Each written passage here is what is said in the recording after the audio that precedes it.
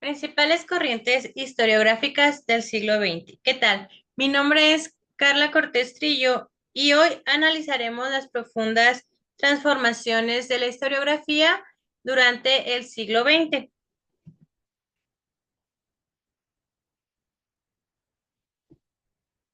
Durante mucho tiempo, el positivismo nos dijo que la historia era solo acumular datos y documentos oficiales.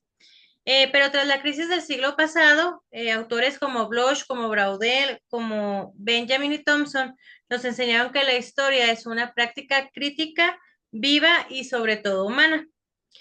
Para iniciar, debemos entender que el siglo XX no solo trajo cambios tecnológicos, sino también una verdadera revolución mental en nuestra disciplina.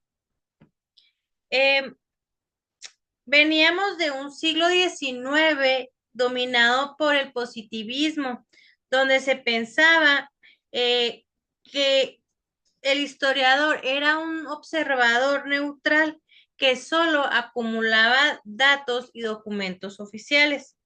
Sin embargo, las crisis globales y las transformaciones sociales obligaron a pensadores como Bloch y como Febre a preguntarse ¿para qué sirve la historia si no nos ayuda a comprender al hombre en la sociedad? En esta exposición veremos cómo se desplazó ese enfoque rígido hacia una perspectiva crítica.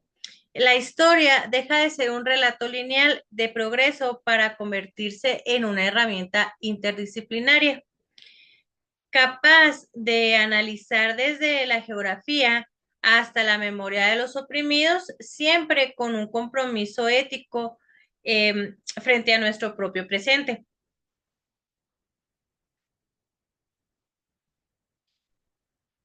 Ahora entramos al motor del cambio. La Escuela de los Anales, fundada en 1929 por Lucien Febvre y Marc Bloch. Ellos lanzaron un desafío directo a la historia tradicional. Bloch nos decía que el historiador debe estudiar la vida real, no solo los papeles del Estado. Introdujeron el concepto de una historia total, que significa que no se puede entender un hecho político sin entender el clima, a las personas, a la religión, a su lenguaje, etcétera. Pero que el que llevó al siguiente nivel fue Fernand Braudel. Braudel nos enseña que el tiempo no es uno solo, él lo dividió en tres. El primero, que es de larga duración, este estudia nuestra relación con el entorno, el tiempo medio, donde vemos cómo suben o bajan los precios o las poblaciones, la economía, y finalmente el tiempo corto, que es la historia de los eventos y las noticias, a los que Braudel llamaba despectivamente la espuma de las olas. Para los anales, lo importante ocurre en las profundidades de las estructuras sociales.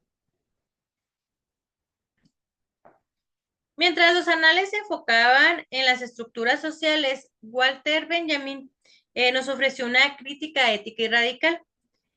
Benjamin nos da la idea de que la historia es un camino de progreso constante, es un engaño de los que ganan las guerras. Él acuñó una frase que es un pilar para nosotros hoy en día, que es cepillar la historia a contrapelo. ¿Qué significa esto? Significa dejar de leer la historia como el éxito de los imperios y empezar a leerla desde el sufrimiento, la lucha y la memoria de los oprimidos. Benjamin nos enseña que el historiador tiene una misión casi mística, rescatar del olvido los fragmentos de justicia que no se cumplieron en el pasado. Para él, el pasado está conectado con nuestro presente mediante. Em, Estudiamos la historia no por curiosidad, sino porque el pasado tiene una cuenta pendiente con nosotros. Thompson, quien revolucionó la historia social y cultural, se oponía a ver la gente pobre o trabajadora como simples cifras en un gráfico económico. Su gran aporte es el concepto de experiencia. Para él, la clase social no es una cosa que te imponen, sino algo que tú construyes con tus vecinos, en las fiestas, en los convivios, en las protestas y en tu lenguaje. Él rescató la agencia humana, es decir, la capacidad de la gente común para influir en el curso de la historia. Al igual que Benjamin Thompson, quería rescatar a los perdedores de la revolución industrial como los tejedores manuales, de lo que él llamaba la enorme prepotencia de la posterioridad. Nos enseñó que para ser un buen historiador hay que entender la cultura y los sentimientos de las personas que se están estudiando. La ruptura con el positivismo, la práctica historiográfica dejó de ser una simple acumulación de datos. Eh, el positivismo decimónico, que se limitaba solo a narrar hechos políticos de grandes hombres, y surgió una historia crítica. El historiador pasó de ser un copista del pasado a un investigador que construye el objeto del estudio a través de preguntas actuales. El legado de los anales. La escuela de los anales cambia las reglas del juego. El objeto ya no es solo el evento, sino es el hombre en sociedad. La interdisciplinariedad, que es usar la geografía, la psicología, entre otras ciencias, y la temporalidad, que entendimos que el tiempo no es lineal, sino que existe la larga duración, la coyuntura y el acontecimiento. La crítica ética de Benjamin nos obligó a cuestionar la moral de nuestra disciplina al denunciar la noción de progreso como una herramienta de los vencedores. También nos dejó la tarea de cepillar la historia a contrapelo, que significa que la historia tiene una función redentora, recuperar la memoria de los vencidos para que sus luchas pues no hayan sido en vano.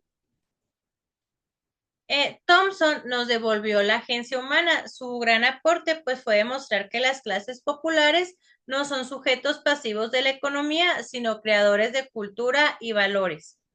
Con la historia social se volvió una historia de la experiencia, donde lo que la gente siente y cree es tan importante como las estructuras en las que la gente vive. El historiador no es un espectador del pasado, sino es un puente. La interdisciplinaridad no es una técnica, no es una simple técnica, sino es una necesidad para dar respuestas simples a problemas complejos. Por mi parte es todo. Muchísimas gracias por su atención.